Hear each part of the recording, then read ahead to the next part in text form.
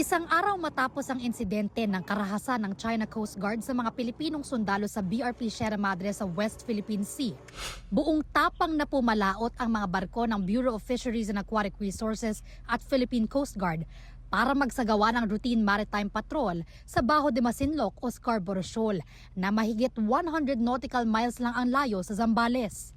Pero ang ilang araw na lakbay dagat nila, sinalubong ng pagbuntot at pag-aligid ng mga barko ng CCG.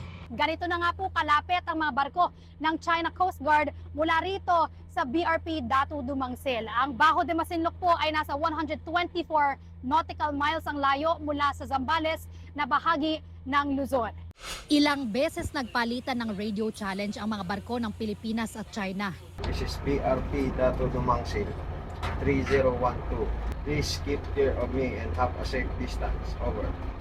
This is China Coast Guard vessel 4301. You have entered the contiguous zones of Hualien Island.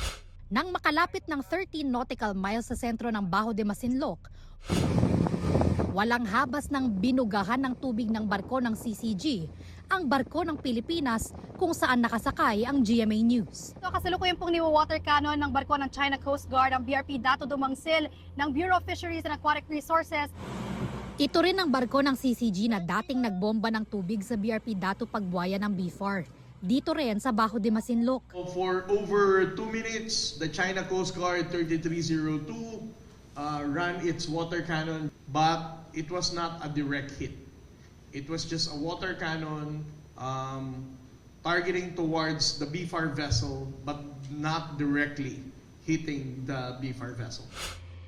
Matapos ang pag-water cannon ng CCG, malapitan pa rin silang bumuntot sa BRP Datu Dumangsil.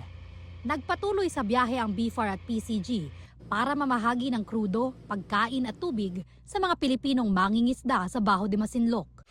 Ayon sa China Coast Guard, may tinaboy umano itong dalawang barko ng Pilipinas na anilay nang himasok sa teritoryo nila sa kabila ng mga babala. Mula rito sa Bajo de Masinloc, Bea Pinlac, Nakatutok, 24 Oras.